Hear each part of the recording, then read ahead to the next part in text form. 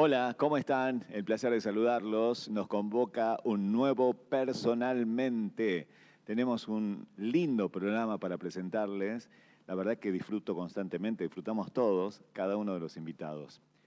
Quiero llevar, como siempre, el agradecimiento a cada uno de ustedes que nos envían mensajes, nos dan una devolución, incluso nos orientan y yo siempre digo que generamos un gran vínculo, así como lo hacemos con el entrevistado, con ustedes también que nos siguen. A suscribirse en YouTube, a seguirnos en Spotify, además en distintas redes sociales, Personalmente Tucumán. Gracias por ello. La temática de hoy es educativa. Es por eso que hemos invitado a una especialista. Ella es la doctora abogada, la hermana María Lía Herrera, que integra la Congregación de Hermanas Dominicas, que administran, asesoran, acompañan en distintas instituciones educativas, tanto en la provincia, como por ejemplo el Colegio Santa Catalina, sino también en distintas instituciones educativas en el resto del país. Una gran experiencia y una cuestión vivencial especial que lo vamos a tener en la charla de hoy. La problemática adolescente, ausencias de los padres fundamentalmente, cómo podríamos cambiar el acompañamiento docente y distintos temas más. El tema del suicidio, importantísimo. Por eso quiero invitarte a que te quedes conmigo. Personalmente, ya sabes, habita en las plataformas digitales, te invito a que te suscribas. Y gracias, como siempre, por la devolución que tenemos a través de estos distintos sistemas. La hermana María Lía Herrera charla con nosotros en Personalmente. Vamos a la pausa y luego la charla con ella.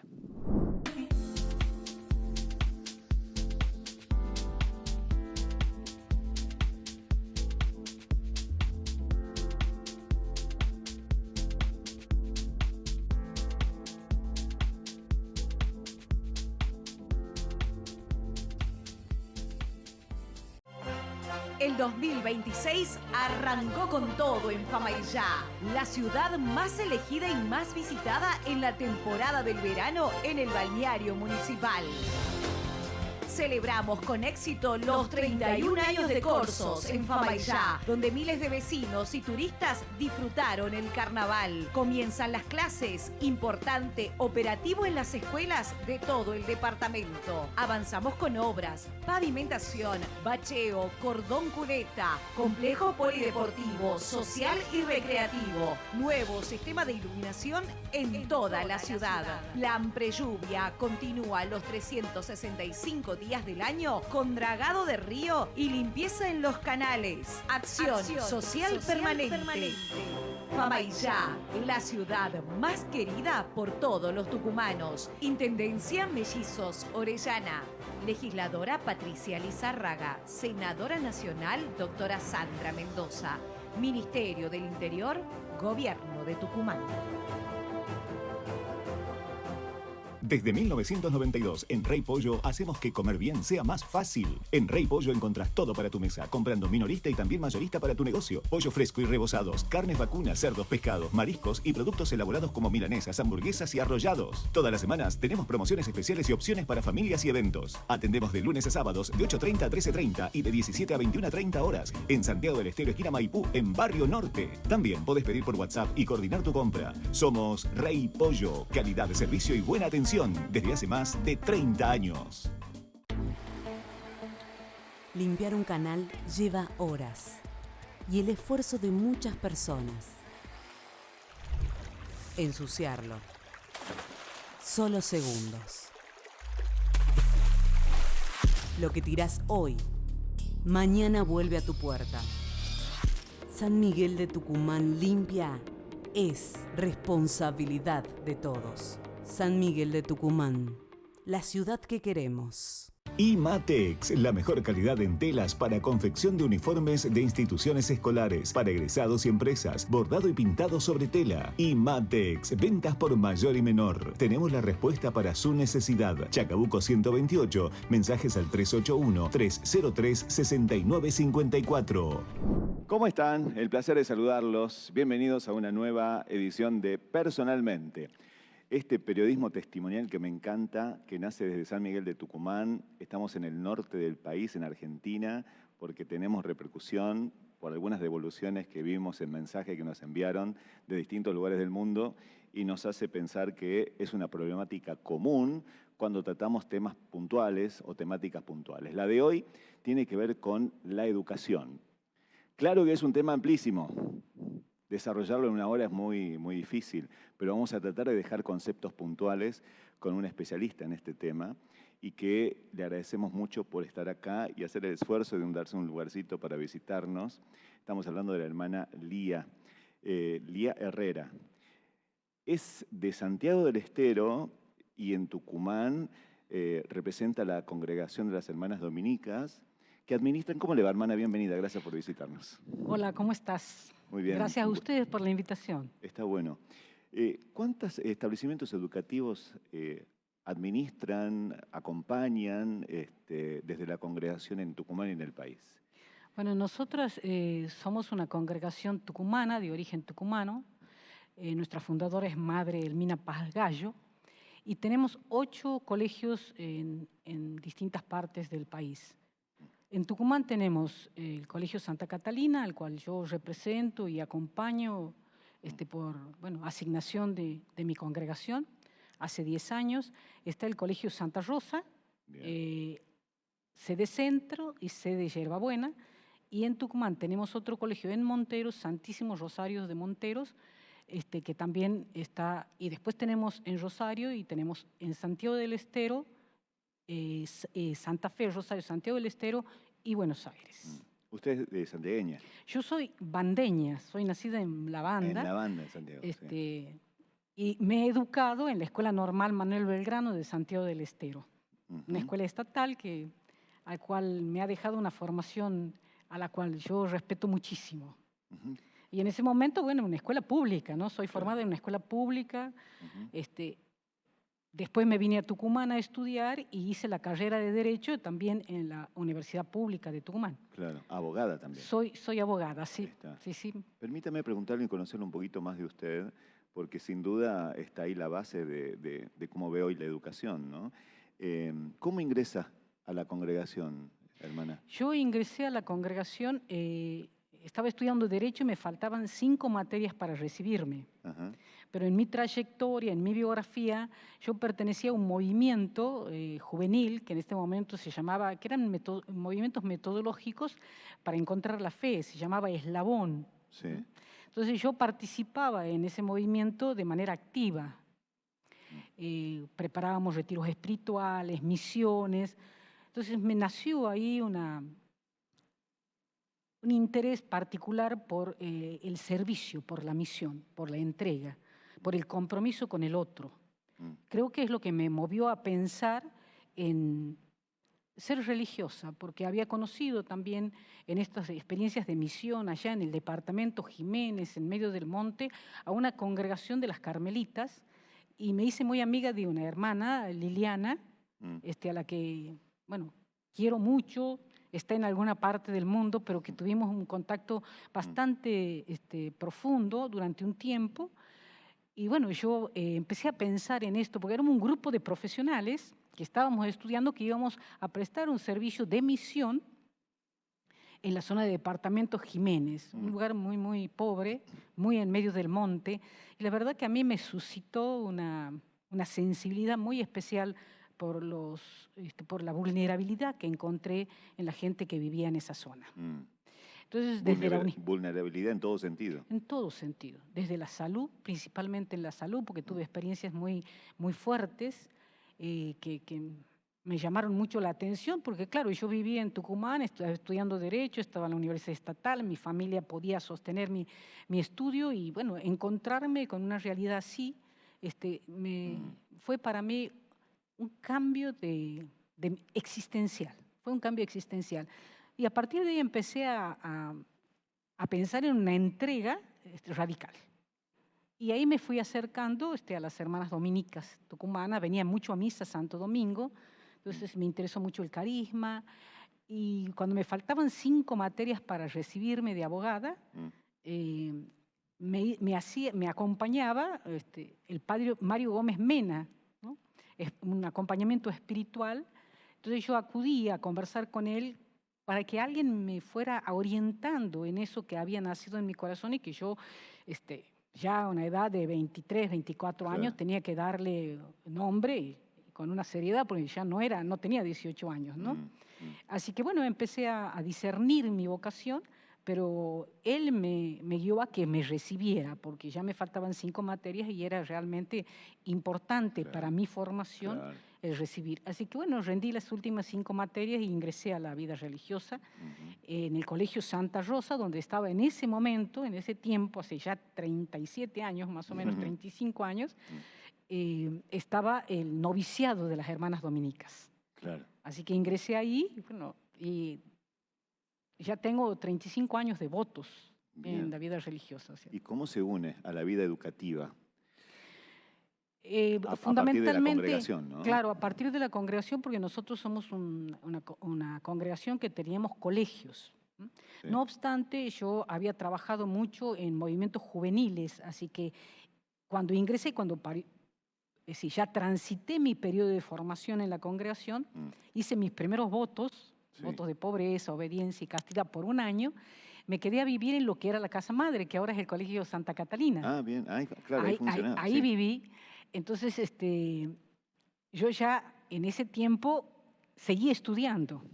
Entré a estudiar psicología y educación un poco me decía mi director espiritual, para tener una formación más flexible, porque mi formación de Derecho es muy normativa, muy dentro, como era la facultad en ese momento, ¿no? Claro.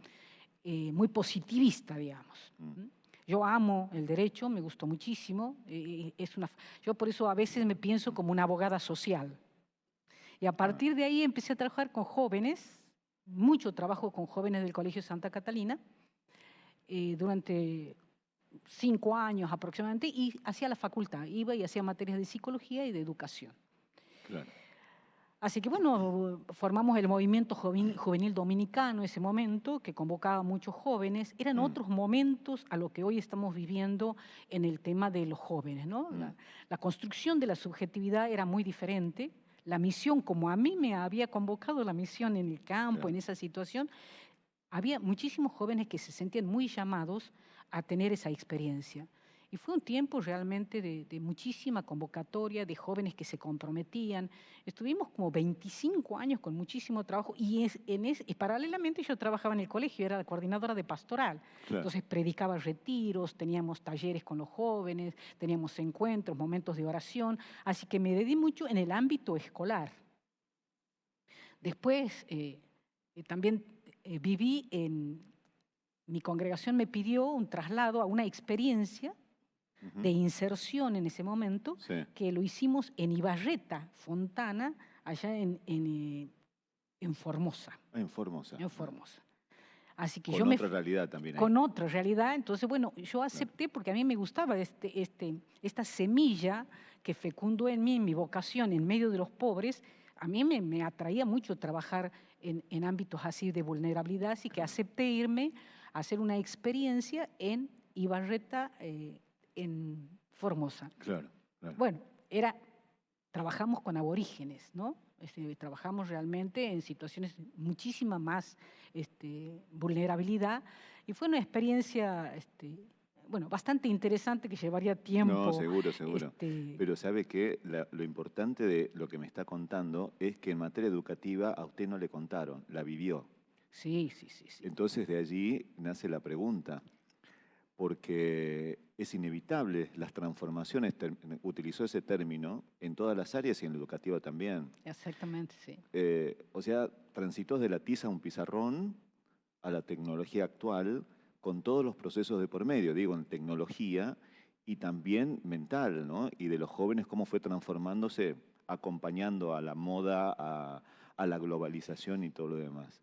Se suele decir que los tiempos anteriores fueron mejores a los actuales, pero ¿me podría definir ese cambio educativo desde aquel entonces hasta ahora? Sé que es complicada la pregunta y muy amplia. ¿Cambió tanto? ¿Estamos actualizados? ¿Estamos lejos de la realidad? ¿Era mejor, peor? Yo creo que toda realidad tiene el desafío de que nosotros podamos encontrar respuestas creativas, sobre todo para la juventud, sobre todo para la juventud. Y hay algo que yo, mirando mi historia, mi biografía y mi entrega, y además lo que fuimos suscitando de manera colectiva con un grupo de hermanas y de laicos, creo que el secreto de esa época fue el acompañamiento. El secreto de esa época era la cercanía, era que el joven buscaba. En la escuela nos buscaba. Yo me recuerdo las celebraciones en el Colegio Santa Catalina, en el oratorio nos faltaba lugar.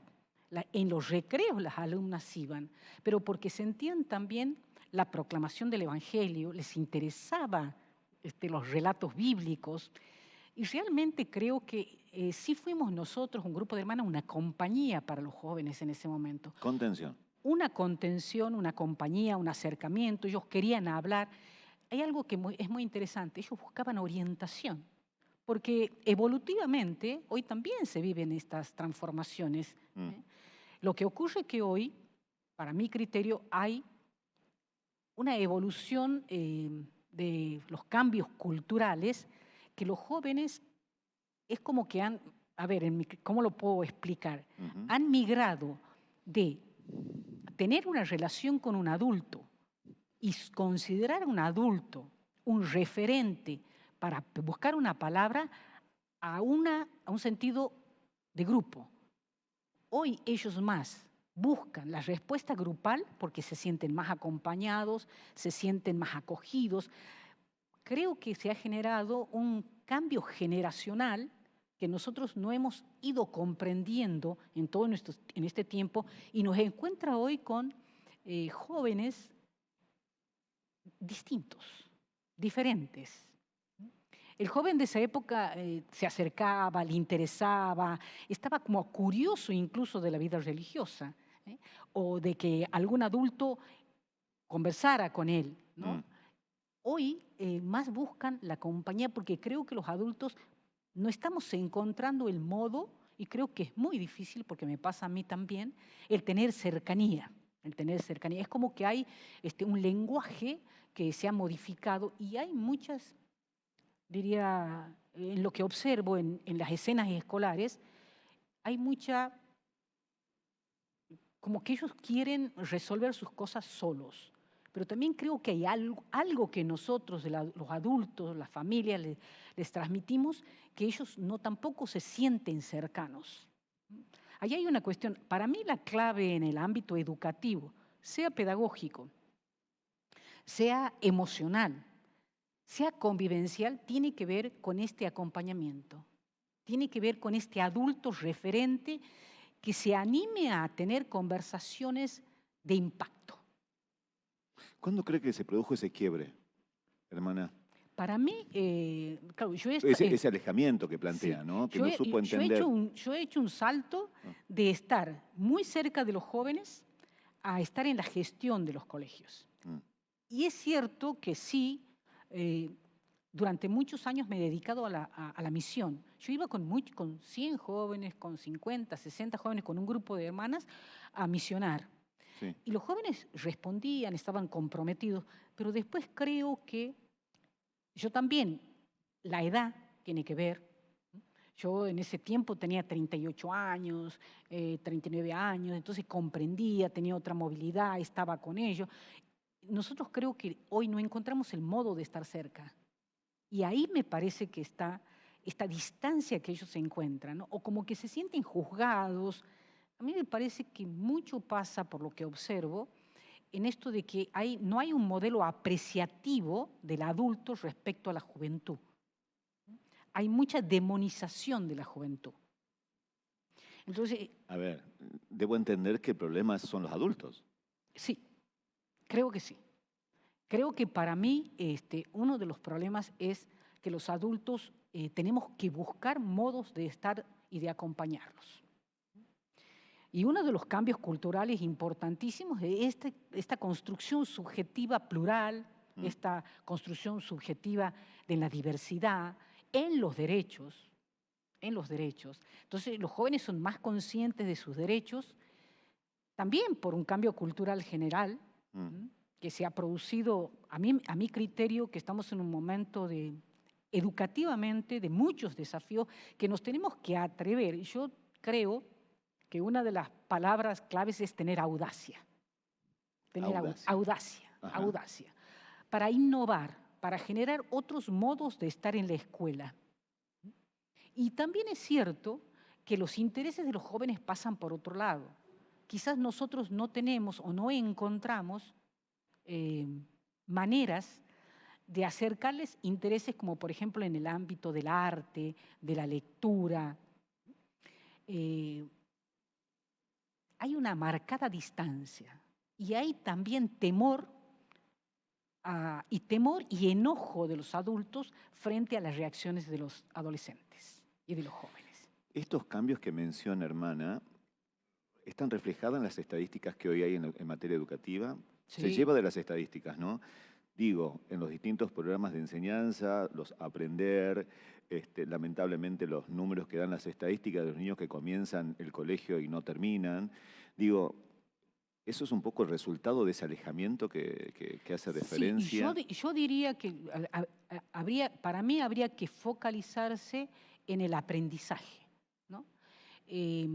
Porque más que deserción, nosotros en nuestros colegios, por ejemplo, tenemos un acompañamiento que es muy difícil la deserción, ¿eh? Porque tenemos muchos actores de acompañamiento. Nosotros en el colegio tenemos tutores, tenemos preceptores, los docentes, tenemos programas de convivencia. Es decir, estamos muy instrumentados para acompañar lo que son las trayectorias escolares. Que a mí me parece, creería yo, en mi transitar en los colegios, que el concepto más innovador que ha tenido la escuela y que se ha generado incluso en las leyes, y que no es poca cosa que esté integrado en la legislación, es el seguimiento a través de las trayectorias escolares. Trayectoria es una palabra que ya está hablando de acompañamiento, claro. Ya está hablando de una subjetividad que necesita cercanía. Y creo que ahí hay y además este concepto educativo de trayectorias, a mí me parece exquisito seguir profundizando, porque también nos convoca a pensar fuertemente en lo que significa para ellos su historia personal. Porque nosotros recibimos ahora alumnos y alumnas de 2 años. Claro. Y estamos acompañando una trayectoria hasta los 16 años. Claro. Y la familia tiene que acompañar esa trayectoria. Ahora el Papa León XIV dice en una carta apostólica que dice diseñar mapas de esperanza. Y él dice, no podemos nunca olvidarnos que la escuela no sustituye a la familia. Esto es un concepto repetido de manera permanente, pero no quiere decir eso que la familia asuma el concepto, conceptualmente entienda que el impacto del acompañamiento de la familia tiene que ver con el aprendizaje del alumno, tiene que ver con su trayectoria. Es impresionante cómo el concepto de trayectoria nos lleva a la autoestima, claro. nos lleva a la posibilidad de diálogo que tiene un alumno. Porque convengamos que el lenguaje, si nosotros decimos, ¿cuál es el cambio? Que los jóvenes antes hablaban más, decían más lo que les pasaba, contaban más de sus cosas. Ese es el cambio que yo noto. Ahora es como que son reservados porque creo que se sienten juzgados o no comprendidos. Y hay algo de esto. Claro. Porque el cambio cultural es tan importante y ellos no saben poner nombre. A mí me impresionaba cuando yo trabajaba en los jóvenes y dentro del aula, pues yo daba clases, me impresionaba que me decía, ¿y qué te pasa? No sé. Claro. No sé. Yo empecé a detectar ahí que había que trabajar mucho la escucha, que hoy es un tema ineludible en educación, ineludible. En estos mapas de esperanza, dice León XIV, no hay que nunca olvidarse, y también en Amoris Laetitia lo trabaja el Papa Francisco en el capítulo 7, dedicado a la familia y el acompañamiento en la escuela. Porque la historia personal El niño desde que nace, y nosotros ahora ya de 2 años para adelante. Antes era 4, antes era 5. O sea, ¿cuál es la necesidad de la educación de ir respondiendo a familias? Y ahí viene un poco lo tecnológico y ahí viene un poco el cambio, un poco, no mucho, de la sociedad, es que el cambio del rol de la mujer, que no vamos a trabajar ni hablar, ni profundizarlo, en la familia lleva a que haya más ausencia de la familia, cosa también un concepto muy conversado y hablado y discursivamente y talleres. La familia está más ausente. Entonces hay más niñeras, hay más niños con celulares. Sin demonizar esto, claro. Pero nosotros hemos visto la necesidad de abrir un maternal para acompañar la crianza de los niños. ¿Y cómo se hace, hermana? A ver, ¿dónde está la forma y el modelo que usted ve para que la familia también preste atención a esto, ¿no? Porque ahí vemos una familia ausente, una familia que, ojo, las responsabilidades, el contexto que tenemos económico y demás, hace muy difícil tener mayor presencia. Ahora tampoco no hay un entusiasmo puntual, más allá del poco tiempo que tengas, para que ese poco tiempo que le puedes dar a tu hijo no es de calidad, ¿no? Entonces, ¿pero cómo se hace? ¿Se puede hacer algo puntual? Porque suena como estamos en el desierto y no hay manera de encontrar un norte. A ver, yo en eso soy muy... he rezado mucho, he observado mucho, porque trabajo con padres desde que tengo memoria de haber participado en colegios. He trabajado en reuniones plenarias con padres. Yo soy una convencida particularmente que la comunidad educativa debe convocar a los padres. Vienen, y yo podría decir que hoy la convocatoria en el Colegio Santa Catalina es un 70% de padres. Y en ese sentido, los padres van por obligación, porque ahí hay un proceso de conversión que hay que hacer. El padre va porque lo convoca a la escuela o va porque le interesa lo que la escuela le va a brindar para acompañar a su hijo. Ahí hay un salto de calidad. Porque, ¿por qué lo llamamos a los padres? ¿Qué le decimos a los padres? El padre tiene que también saber que el tiempo que va a la escuela, que lo convocan, es fecundo. No solamente para decirle te tenés que hacer cargo de eso, no, sino también, no digo, o sí, lo he pensado muchas veces, una escuela de padres. Le iba a preguntar eso, ¿no?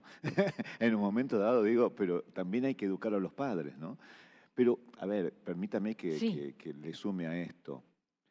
Estamos hablando de la escuela en general, ¿no? Sí. Me cuenta usted del Santa Catalina, pero me gustaría una visión mucho más amplia en ese sentido. Sí. Porque los padres de ciertos colegios tienen un vínculo más fuerte que otro. Estoy hablando de escuelas públicas por lo general, ¿sí? En donde cuesta mucho la vinculación del padre de manera activa con los hijos en escuelas públicas, ¿no?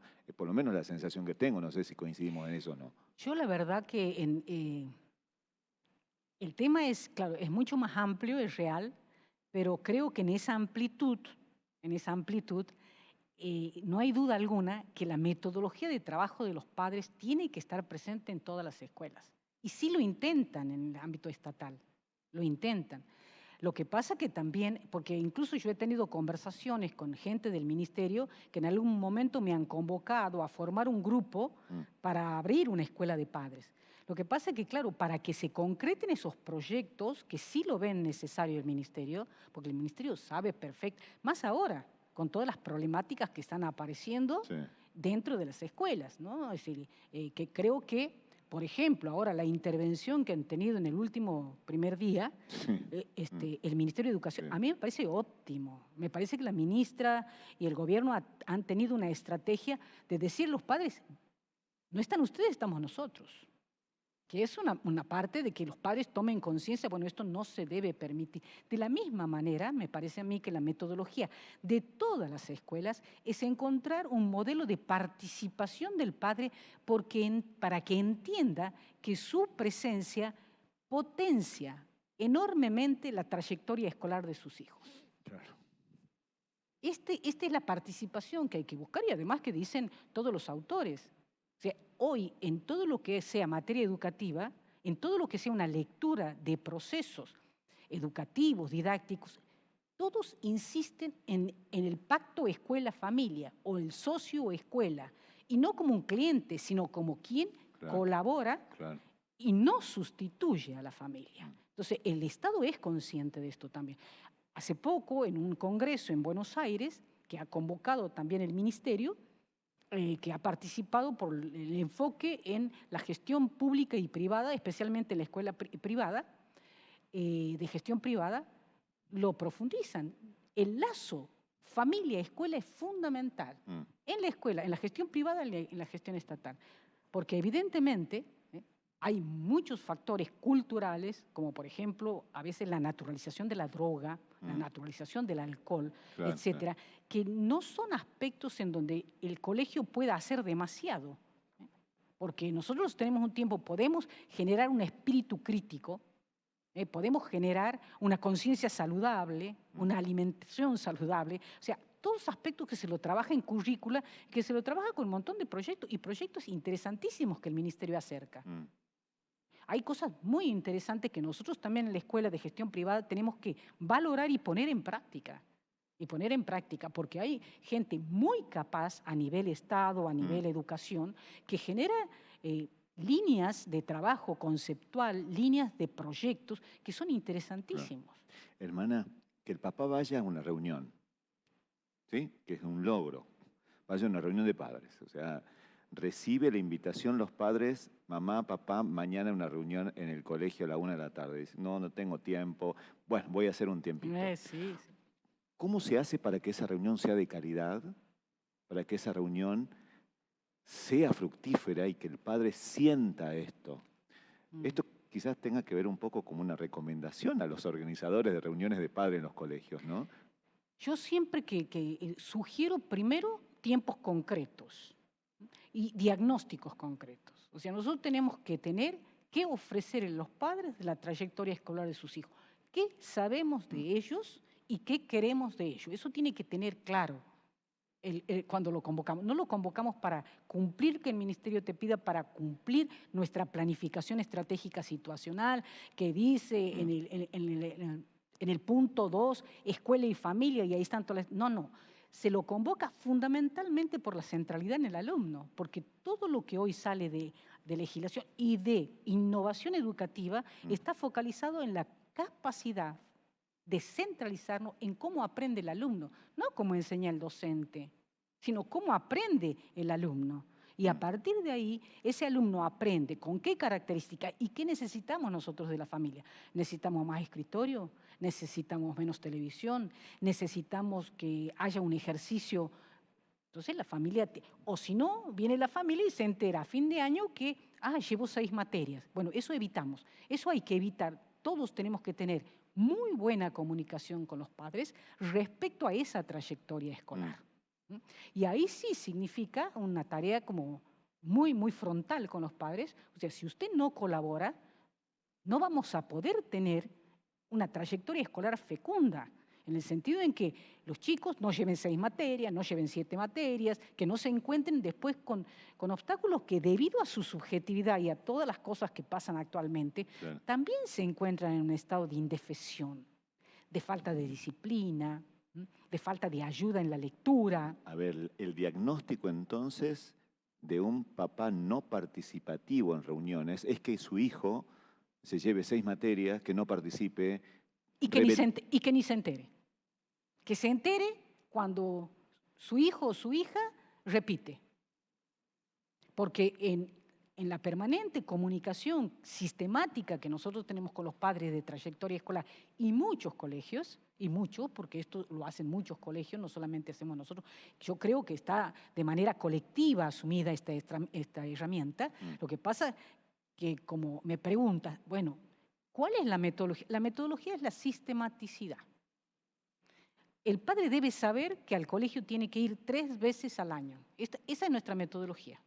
3 veces al año, 1 hora. Entonces, cuando ingresan... Suena poco, ¿no? Suena poco, pero sin embargo crea un puente discursivo de horizonte marcado, señalado por la institución, por el colegio. El colegio les dice, en este colegio contamos con esto y con esto. O sea, le damos, yo lo escuché hace mucho tiempo en un curso de Buenos Aires, me acuerdo una capacitadora que dijo, en medio de la incertidumbre al padre hay que darle certidumbre. Eso a mí me quedó grabado y hoy vivimos en tiempos de incertidumbre. De mucha incertidumbre, y ahora más espacios de mucha incertidumbre laboral, en donde el padre realmente vive con ansiedad. También nosotros tenemos que ocuparnos de esa situación, de esa incertidumbre, y decirles, bueno, aquí le damos esta certidumbre, el colegio, otro colegio, camina para allá. Estamos aquí, esto es la planificación estratégica, yo estoy para aquí y quiero llegar allá, pero allá llego con ustedes, si no me quedo a mitad de camino. Claro. Yo quiero que una alumna del colegio tenga una trayectoria fecunda. ¿Qué llamo trayectoria? No productiva, ni que sepa trabajar. No, que sea una persona con un legado sagrado, que son los valores de la familia.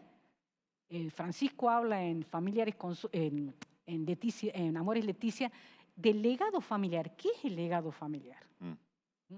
Y ahora León retoma esta palabra y dice este concepto para mí, y él dice, hay una herencia sagrada, son los valores.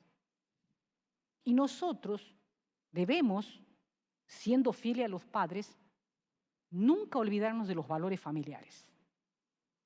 Entonces, en ese sentido, el padre comprende, yo he tenido ahora 3 o 4 reuniones plenarias con los padres nuevos, los que ingresan al colegio, para decirles, este colegio camina así, tiene esta manera, esta cultura. Hay que formar cultura con los padres. No entran a cualquier colegio. Hermana, le invito a hacer una pausa, ¿sí? Bien. En la próxima me gustaría hablar un poco más de violencia, de este joven solitario y de las nuevas tecnologías. Vamos a ver si podemos desarrollar en la próxima, ¿sí? Bien. En la pausa. Estamos con la hermana Lía charlando sobre la temática educativa, dejando conceptos maravillosos. En lo personal me parece altamente productivo, ¿no? Así que quédate con nosotros, te invito a que te suscribas a YouTube, a Spotify personalmente, seguinos también en las redes sociales, acompañanos con sugerencias incluso. Hacemos la primera pausa y ya estamos de vuelta con más Personalmente.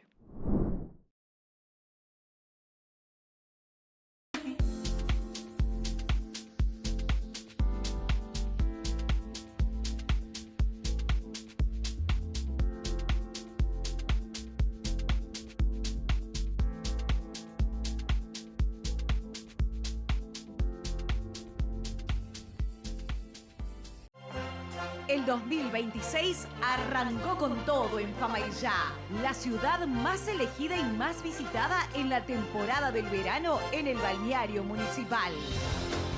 Celebramos con éxito los 31 años de Corsos en Famaillá, donde miles de vecinos y turistas disfrutaron el carnaval. Comienzan las clases, importante operativo en las escuelas de todo el departamento. Avanzamos con obras, pavimentación, bacheo, cordón cuneta, complejo polideportivo, social y recreativo, nuevo sistema de iluminación en toda la ciudad. Plan Prelluvia continúa los 365 días del año con dragado de río y limpieza en los canales. Acción social permanente. Famaillá, la ciudad más querida por todos los tucumanos. Intendencia Mellizos Orellana. Legisladora Patricia Lizárraga. Senadora Nacional doctora Sandra Mendoza. Ministerio del Interior, Gobierno de Tucumán. Desde 1992, en Rey Pollo hacemos que comer bien sea más fácil. En Rey Pollo encontrás todo para tu mesa, comprando minorista y también mayorista para tu negocio. Pollo fresco y rebozados, carnes vacunas, cerdos, pescados, mariscos y productos elaborados como milanesas, hamburguesas y arrollados. Todas las semanas tenemos promociones especiales y opciones para familias y eventos. Atendemos de lunes a sábados de 8:30 a 13:30 y de 17 a 21:30 horas. En Santiago del Estero, esquina Maipú, en Barrio Norte. También podés pedir por WhatsApp y coordinar tu compra. Somos Rey Pollo, calidad de servicio y buena atención desde hace más de 30 años. En este 2026 hay proyectos que esperan hacerse realidad en cada barrio, en cada calle. San Miguel de Tucumán sigue avanzando. Nuevo año, nuevos espacios, nuevas oportunidades, nuevos desafíos. San Miguel de Tucumán, la ciudad que queremos. IMATEX, la mejor calidad en telas para confección de uniformes de instituciones escolares, para egresados y empresas, bordado y pintado sobre tela. IMATEX, ventas por mayor y menor. Tenemos la respuesta para su necesidad. Chacabuco 128, mensajes al 381-303-6954. Estamos de vuelta. Personalmente TUC, seguimos en las redes sociales, en Instagram, en TikTok. Muchas gracias a la gran comunidad que tenemos allí y te invito a que te suscribas. Estamos charlando sobre la temática educativa, un tema amplísimo, decía, y el tiempo es corto para hablar sobre eso. Pero la verdad que tuvimos una primera parte muy sustancioso, bien digo, conceptual, sobre alguna visión educativa, experiencia y demás, junto con la hermana Lía. Y esta segunda parte, vamos a ir un poco más al hueso. Vamos a ir directamente a una problemática que los docentes suelen hablar en mucho, incluso también lo dijo hermana, con respecto a la violencia escolar, a la soledad de los jóvenes y lo que representa eso, y la ausencia, ¿no?, de la familia. ¿Cómo detecta un docente, cómo advierte un docente cuando un adolescente está transitando por esas situaciones de violencia, abuso y demás? La verdad que nosotros tenemos docentes, como siempre, que tenemos docentes que están formados y que los formamos y lo acompañamos mucho en este criterio de estar mirando, que no pierdan la mirada, igual que a los preceptores, que no pierdan la mirada de los alumnos, ¿no? Y la provincia de Santa Fe genera, a nivel de ley, en los octavos años, no recuerdo bien, octavo o noveno, lo que llaman ronda de conversaciones.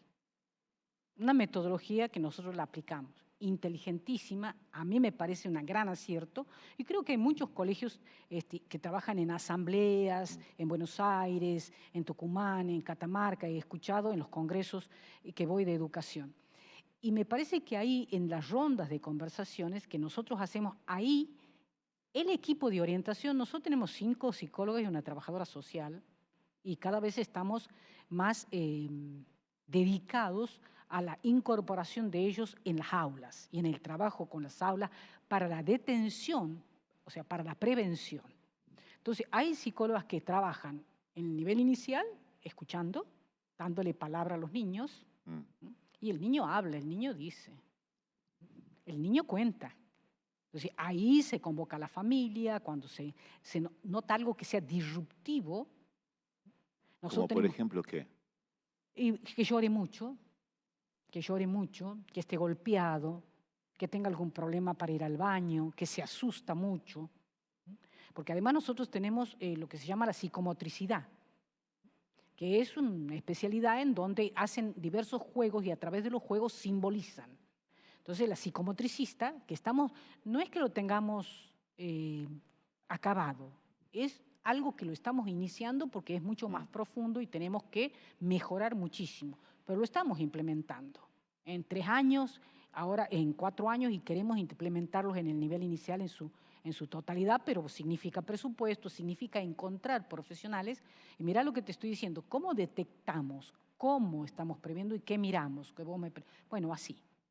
Buscando profesionales y todas las ciencias hoy en la cultura, que está en la nueva cultura esta, que genera muchísimas oportunidades de formación y posibilidades de formación, a los docentes, nosotros insistimos mucho en esto. Bueno, nuestro carisma de la congregación es el estudio, como una sistematicidad para mirar la realidad e intervenir en la realidad. Y eso lo transmitimos. Ahora, ¿es muy difícil aplicar eso en una escuela pública, hermana? Yo creo que no, creo que en Santa Fe lo están implementando, nada más que tienen que tener presupuesto, pero me parece a mí totalmente posible y hay ahora centros de formación en psicomotricidad y también una mirada especial de los profesores de educación física. Hay mucho. Y el nivel inicial. Y las docentes, ahora, ¿cómo detectan la violencia? A ver, yo no creo, así, claramente, yo no creo que haya violencia entre los alumnos, ¿no? Sí, en la secundaria, estamos hablando de distintos niveles, sí existen a veces que los niños no pueden expresarse, no pueden expresar lo que viven. Entonces, evidentemente hay una cuestión de mirada y de cercanía, pero también de que puedan jugar libremente y relacionarse libremente entre ellos. No es lo mismo un niño que se vincula al que no se vincula. Claro. Entonces ahí sí se convoca a los padres, si es necesario un equipo se pone un equipo, pero así, violencia, en tanto violencia, nosotros sí hay, por supuesto, he escuchado en la escuela pública, nosotros también tenemos situaciones, pero más violencia a través de las redes. Más violencia a través de las redes. Este es un tema. Por eso nosotros hemos suspendido el celular. Nosotros no permitimos el uso del celular. Y nos ha ido muy bien. Algunos padres decían, ¿por qué? Porque la mayor violencia está generada por las redes, por la imagen, por lo que provocan, todo lo que ellas postean de sí mismas. Entonces ahí se arman las cuestiones más serias. Ahora, en el vínculo trabajamos mucho. Y sí hemos tenido casos en que hemos pedido que intervenga el ministerio, que intervengan algunos organismos, porque otra de las cosas muy interesantes hoy de la escuela es que el Estado sí ofrece espacios de asesoramiento técnico y acompañamiento para los casos de violencia, sí está ocupado de eso. Y también tienen las escuelas públicas. Lo que pasa es que los directores también se ocupan de esto. Hermana, un caso puntual que Sí. haya vivido, lo haya... porque me llama la atención. O sea, los conceptos son generales. Me encantaría saber un caso puntual que recuerde en donde descubrieron una situación, una historia de vida de este joven adolescente o niño que pasaba por un momento tan difícil, como para ejemplificar esas vivencias que lamentablemente existen. Claro, yo primero tengo que guardar la intimidad de las cuestiones que vivimos, pero sí nos ha tocado llamar a una familia en donde el niño vive violencias, ¿no? Violencias verbales, está muy sensible, o en casos concretos, sí, mucho de divorcios, o también perimetrales, en donde los padres nos piden a nosotros que intervengamos cuando nosotros no corresponde. Sí, y yo, obvio. Como soy abogada, en el acto digo, esto yo no, pero sí, estos casos hay muchos, en donde tenemos que hablar con la madre, tenemos que hablar con el padre, y la escuela se convierte en un mediador familiar. Esto sí, y después entre las alumnas sí hemos vivido algunas situaciones del mal llamado bullying, porque en realidad no es sistemático, no es violencia física, no tiene todas las características. Claro. Y yo soy medio enemiga del día anti-bullying, del bullying, y yo sí creo y trato de decir en todos los espacios de comunicación que estoy y ante los padres que por favor no se hable del bullying, porque eso es un problema, el discurso. El bullying no existe con la frecuencia con que dice una madre, la retiro porque hay bullying. No, a ver, venga señora, un caso concreto, venga. ¿Cuál es el caso? Pues no quiero que usted se vaya del colegio diciendo que nosotros no hemos ayudado en esta situación. ¿En qué caso y en qué situación no hemos ayudado? O sea, se utiliza el término bullying para cualquier cosa. Sí, y me ha tocado en sesiones de padres, en talleres, decir, ¿qué es el bullying? Bueno, no, ¿qué es el bullying? Entonces, ¿hay alguna psicóloga de los padres? Bueno, por favor, definí bullying. Aquí no es que hay bullying. No, yo en el colegio he vivido dos o tres casos de lo que me llega a mí, porque mucho les llega a los directivos y los resuelven ellos, y no son pero de llamar al ministerio este año sí nos ha tocado 2 casos en donde 2 alumnas, había un liderazgo, una quería que la sigan a ella, la otra, lo típico de estos liderazgos que le llaman negativos, que no son negativos, que probablemente sea también un desarrollo narcisístico, claro. Egolátrico, que hay tanto hoy, porque bueno, estos influencers, estas cuestiones, pasa mucho esto, yo tengo que dirigir al grupo, y este es mi grupo, bueno, un poco la territorialización de la afectividad. Claro. Hermana, ¿cómo se maneja a los padres violentos? Con límites claros. Sí me ha tocado, y por eso en algunos marcos de los talleres, y eso sí también creo que es importante que todos tengamos claro, los padres no pueden ir con prepotencia al colegio, porque precisamente ellos eligen el colegio al que quieren ir, entonces lo que tienen que ir es a preguntar y a colaborar, porque nosotros jamás intervenimos, ni conozco colegios que lo hagan sin antes convocar. Otra cosa, una escuela que vive, que se vive en el campo, que la directora tiene todo, que se hace cargo de todo, estamos hablando de situaciones extremas. Pero normalmente los padres son informados, por todos los colegios que yo conozco. Entonces, el padre que viene prepotente, nosotros en el acto, aquí no se habla más, no quiere firmar el acta, no. Es decir, el límite, y el límite claro y preciso. Nos ha tocado situaciones muy difíciles, no son muy comunes, no puedo decir que son 20 casos, 3, 4 casos durante la pandemia, por ejemplo, yo he vivido personalmente que nosotros hemos administrado cada alumna que se recibía, que terminaba su trayectoria en el colegio, tenía que venir el papá y la mamá y 2 familiares. Entonces vino un papá con un grupo de familiares que eran como 8, y yo me paré y le dije, no se puede. Me empezó a gritar, me dijo de tonto, le dije, un momentito, perdón, pero las cosas son iguales para todos. Si usted no está de acuerdo, se corre, hablamos después, pero deje pasar al resto de los padres que están. Por supuesto que no me habló nunca, pasó poca gente, nunca supe cuánto el número, porque si no ya entrábamos, pero sí toca. Claro, pero el tema es cuando la violencia no es verbal, sino ya es física, y hemos visto hasta docentes violentados por parte de padres, ¿no? No nos han tocado. No nos han tocado nunca, realmente no hemos vivido, sí he conocido otras situaciones, pero así que un padre amenace, sí. Especialmente los que no pagan las cuotas, para ser clara y directa.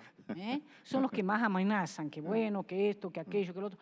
Porque el padre que tiene un contrato con el colegio, que sabe lo que le brinda el colegio, difícilmente entra en esos procesos. Difícilmente.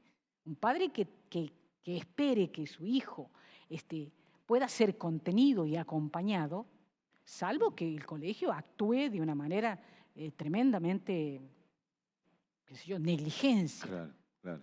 Puede haber conductas negligencia, a veces sí hay negligencia.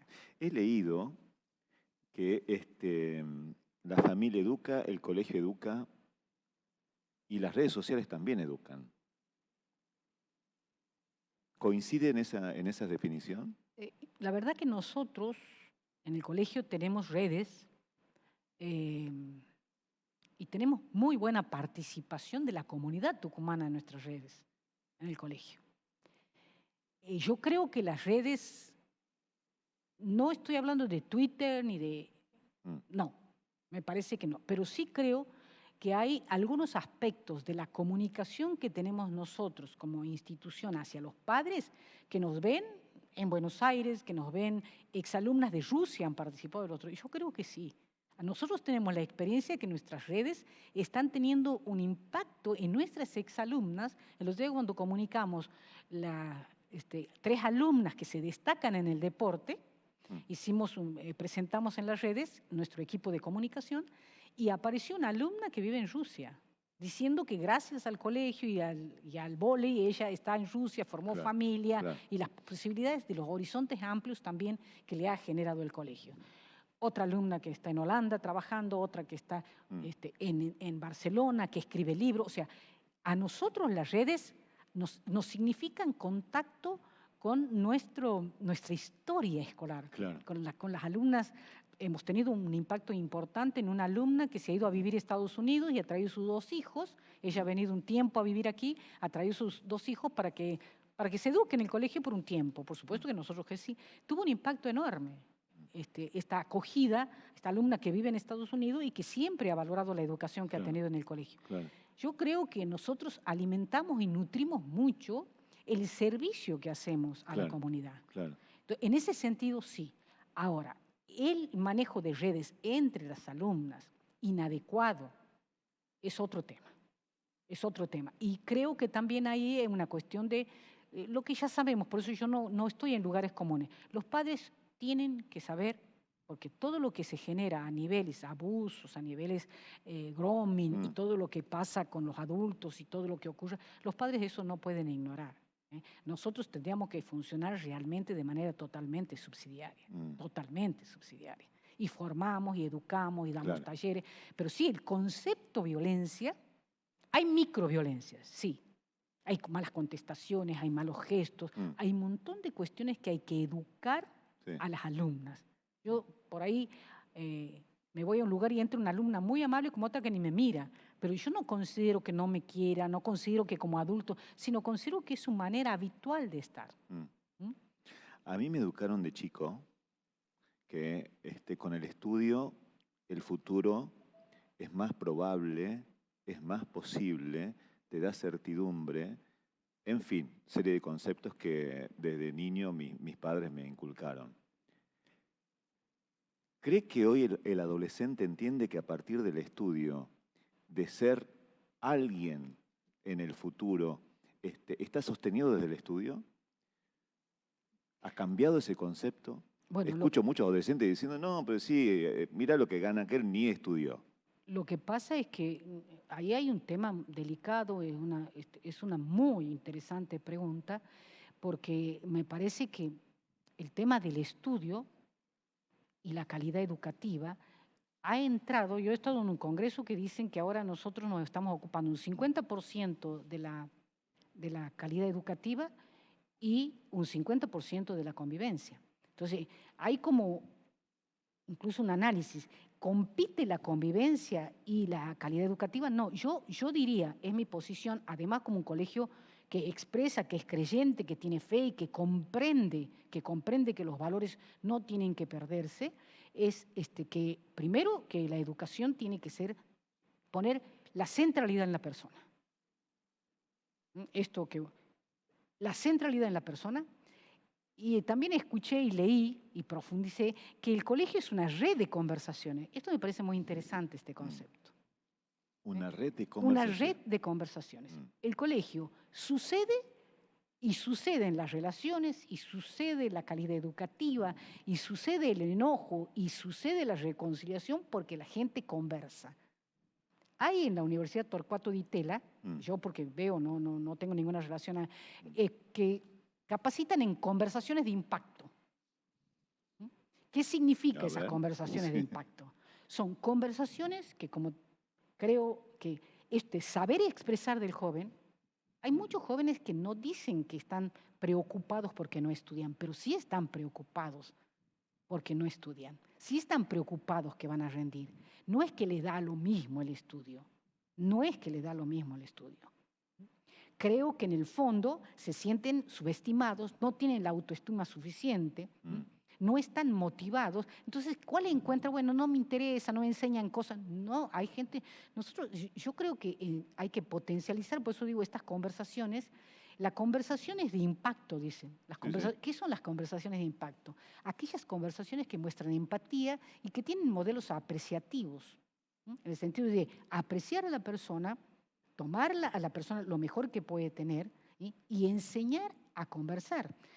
Esto, Edgar Morin, en el año 2000, cuando la UNESCO le pide que escriba la educación para el futuro, y él pone los 7 saberes para la educación del futuro.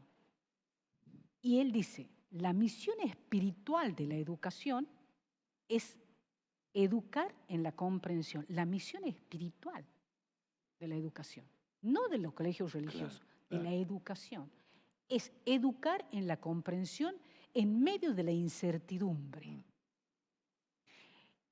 El sujeto o la persona, hablando de la central, el alumno que comprende que una conversación, que una buena conversación, que un buen lazo, que se revincula de otra manera en la paz, en los pacíficos, que puede descansar en otro, difícilmente diga que el colegio no le interesa.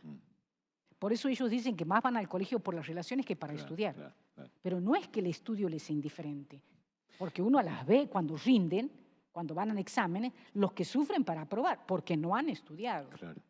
Entonces también hay que mirar desde otra perspectiva esto de que no están interesados, ¿no? Hermana, el dinero en el adolescente. Mm. ¿Sí? De repente, les decía, vemos en el mundo de plataformas digitales, de influencer y demás, en donde viajan por el mundo y no estudian o no hacen gala de sus diplomas, sino de el dinero que gana por una ocurrencia, porque se viralizan ciertas cosas. El fútbol también, ¿no? De repente tenemos grandes jugadores de fútbol que ganan millones y no terminaron la primaria. Digo, ¿cómo le hacemos entender, ¿no?, que ese objetivo que puede llevar el tema del dinero o endiosar el tema del dinero, se encuentra el camino a través del estudio? Porque sinceramente hay muchos que creen que jugando pueden conseguir eso que avisoran, que es el dinero y que te da la facilidad o comodidad o lo que quieras, ¿no? ¿Cómo se puede enseñar eso? Yo esto que me planteas, yo lo estudié mucho en un momento, lo trabajé mucho con los padres en un momento, que es la cultura del ahorro. Y vuelvo al legado de la familia. Es cierto que está de moda, o es una manera que los jóvenes se encuentran de conocer el mundo y de alguna manera de irse. Algún motivo tienen para recorrer el mundo, para irse. Yo creo que hay mucho de identidad y de confusión.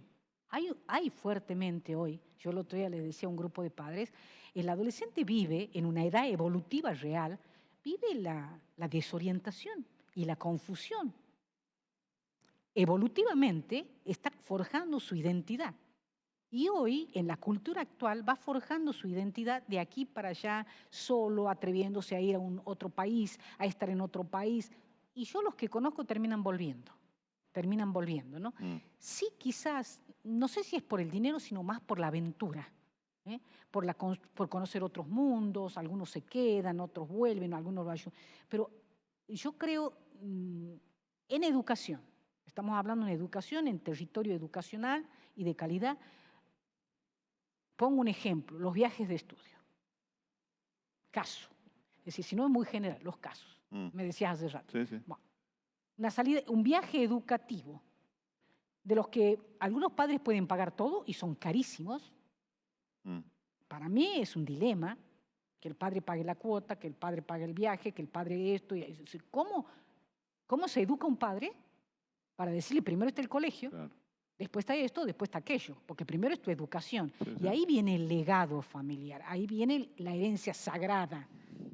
Claro. La herencia sagrada. Que está en conflicto, de hecho, también. Que está en conflicto. Entonces, es lo que digo, si ustedes educan en el consumo y le dan todo lo que... Porque, por ejemplo, bueno, ahorrar.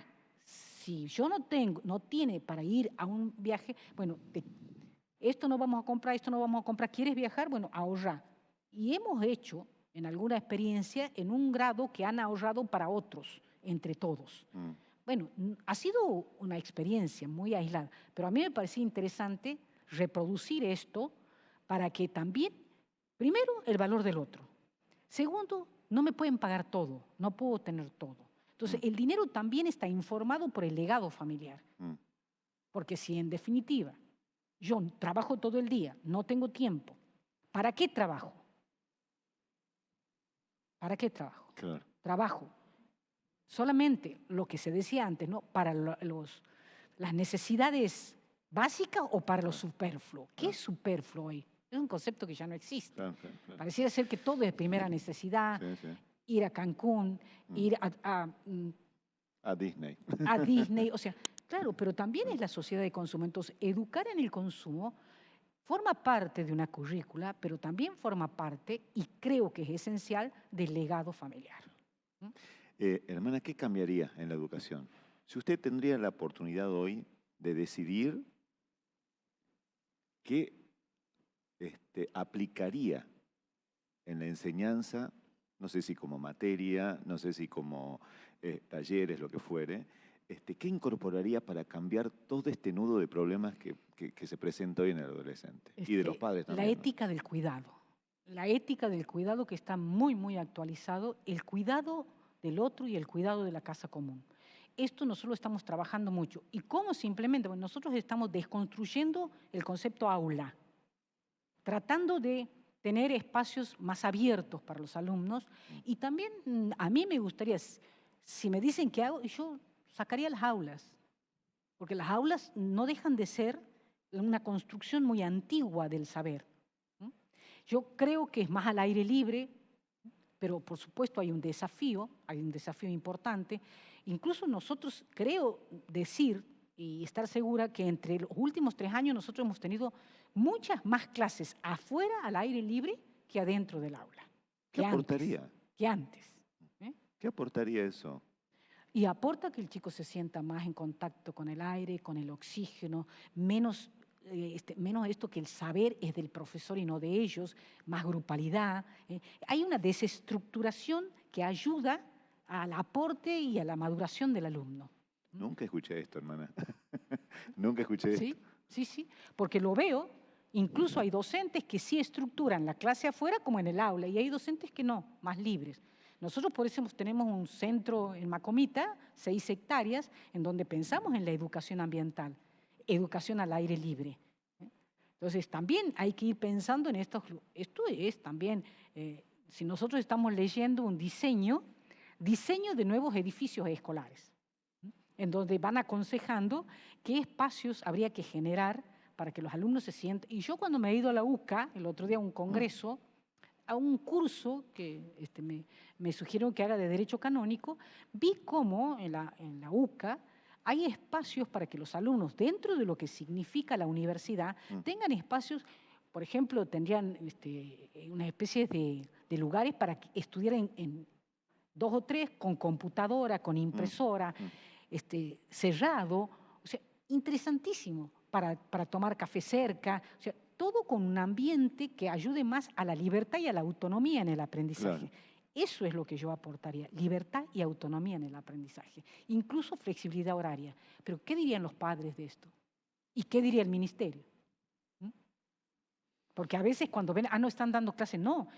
Quizás es la clase que más un alumno valora, es salir porque no se sienten, incluso a mi criterio, muchas veces la violencia o diría la intolerancia más que la intolerancia se da por estar encerrados tanto tiempo toda la mañana y entre ellos.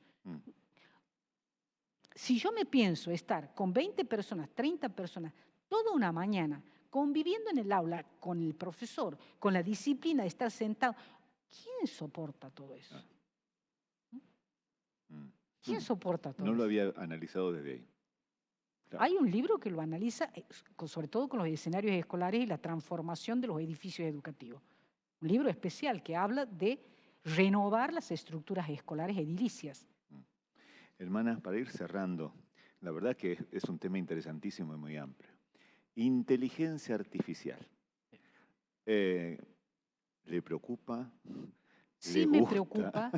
¿Le fascina? Sí me preocupa porque no la estamos nosotros en este momento trabajando, porque estamos trabajando poco. Me preocupa que tengamos un buen laboratorio que pueda analizar cómo lo vamos a implementar para que sea una herramienta de aprendizaje. Potenciar, es lo que dicen los autores, potenciar la herramienta de aprendizaje con espíritu crítico. Y el espíritu crítico, a mí me gustó mucho lo que leí para ir terminando también hace un tiempo, de que la ley de educación, la 26026 creo que es, dice que nosotros tenemos que estar, muy atentos a la lectoescritura y a la lectoescritura comprensiva, la comprensión de textos. ¿Por qué?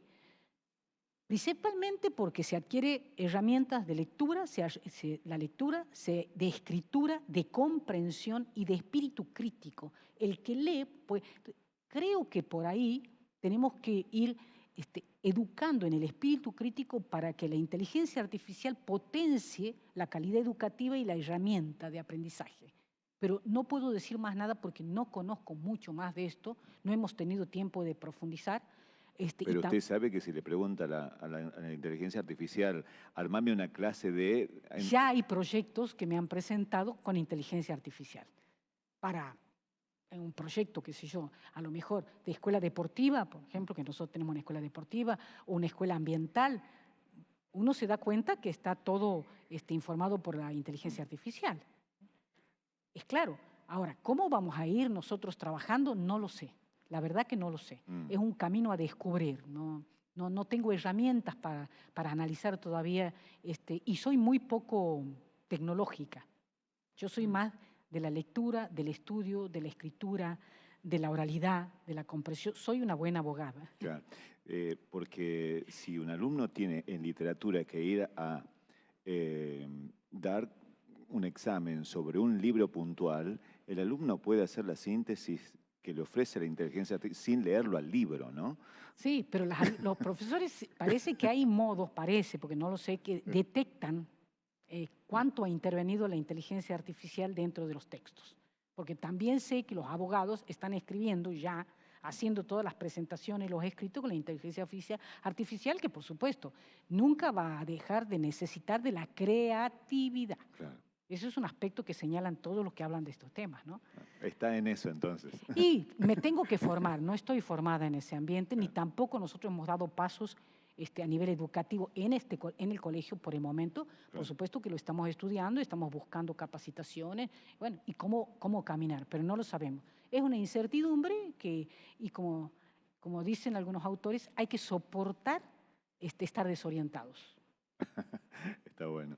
Sí. Hermana, le agradecemos mucho la visita personalmente, como siempre, fue un lujo para nosotros. Quiero cerrar con una idea. ¿Tiene esperanzas en los jóvenes? ¿O has sentido en algún momento, está todo perdido, no hay cómo salir de esto? Me preocupa profundamente el sentido de la vida de los jóvenes. Hay mucha ideación de suicidio que no hemos tomado ahora. Eso hemos trabajado muchísimo nosotros. Hay mucho sinsentido. Y hay mucho joven que no se siente valorado por nadie. Eso me preocupa enormemente. Me preocupa enormemente. Hay escritos muy interesantes del Estado respecto a la prevención del suicidio. Y va por ahí. Esta pregunta va por ahí. A mí me preocupa. Tengo esperanza porque creo que cuando se los acompaña, se los escucha, tenemos que escuchar más. Las rondas de conversaciones para mí me dan esperanza porque detectamos, preveemos, podemos hablar con la familia, nos dan herramientas de acercamiento. Ahí tengo mucha esperanza en que realmente el colegio sea una red de conversaciones de impacto. Cuando ocurre un hecho de suicidio de un joven, ¿qué piensa? A nosotros no nos ha pasado, pero sí ha pasado en algunos de nuestros colegios y en otros colegios vecinos, y realmente es una situación muy difícil porque hay que trabajar el post-suicidio, porque es cierto que esto también... A ver, hemos trabajado mucho nosotros en esto porque hemos tenido un curso de formación de prevención del suicidio muy fuerte, de 3 días, con un equipo muy interesante. A mí me conmovió el tema, ¿no? Y además yo estaba preocupada porque sí, hay alumnas nuestras que a veces se sienten, y alumnos, y amigos, y gente que veo, y jóvenes de mi familia, y jóvenes de familias amigas, que no encuentran sentido a la vida. Pero el sentido está acompañado de que no soy valioso para nadie. Y ahí está la presencia de adulto. Y ahí está la ausencia de políticas del Estado de acompañar a los jóvenes. Y no solamente tomarlos como rehenes políticos para el voto, bueno, etcétera, ¿no? O para la droga, o para... ¿sí? No veo políticas, eso sí me preocupa. Por eso me he sentido acompañada por el ministerio cuando ha decidido esto, que nosotros en el colegio, me he encontrado con 2 policías en la puerta el último primer día. Me parece muy bueno, han ido a los lugares para que no tomen tanto, pero mi pregunta es, ¿tiene que estar la policía o los padres no deben permitir esto? Porque hay padres que organizan. Entonces yo creo que si la familia tiene ese legado de escuchar, de acompañar, de legar valores, es muy difícil que un joven o un adolescente piensa que no tiene valor. ¿Por qué un joven piensa que no vale la pena para nadie? Lo he escuchado, y he escuchado a padres que se preocupan por esto. Entonces, sí, tengo mucha esperanza, en que nosotros tengamos la capacidad como adultos de escucharnos entre los adultos y escuchar a nuestros adolescentes. Hermana, fue un placer. Gracias por haber venido y estar con nosotros. Bueno, muchas gracias a ustedes, porque bueno, siempre estas conversaciones ayudan a profundizar, ¿no? y a despertar horizontes. Después de esto me voy a ir a estudiar algunas cosas. Muchas gracias, hermana. Gracias. Amigos, muchas gracias por estar allí. Repito, suscríbanse, acompáñennos, interactúen con nosotros. Nos alegra saber eso, que tiene sentido lo que hacemos cada programa y cada temática. Por YouTube, Spotify y en todas las redes sociales personalmente. Muchas gracias, hasta la próxima.